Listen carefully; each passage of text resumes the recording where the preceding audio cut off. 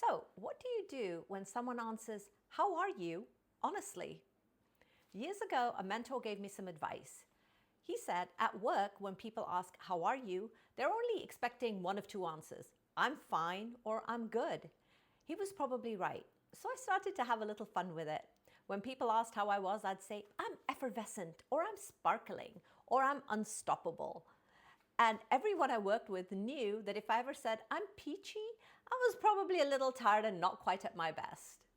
Then one day, someone answered honestly. I was standing at the office photocopier and a coworker walked past. I'd already asked a few people, "Hi, how are you doing?" And they'd all given me the usual answers. I kept copying, and then I asked this guy the same question. Instead of saying fine, he stopped, he looked at me, and he said, "My wife has just left me." I didn't know him well, and I certainly was not expecting that answer. The timing couldn't have been worse. I was right in the middle of something I simply couldn't walk away from. So I said, "I'm really sorry to hear that.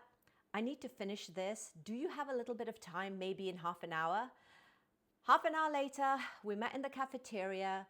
I listened, I shared some of what had helped me, and I suggested that he contact, employee assistants because they'd helped me too.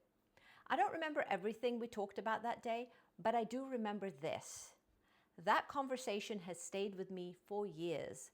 Not because I had the perfect advice, I certainly didn't. It stayed with me because I realized something. Every now and then, someone answers, "How are you?" honestly. Maybe my mentor was right. Most of the time, fine and good are exactly what everybody expects. But every now and then, someone trusts you with the real answer. When that happens, make the time to listen. You never know what struggle somebody may be carrying or why they trusted you in that moment to share that.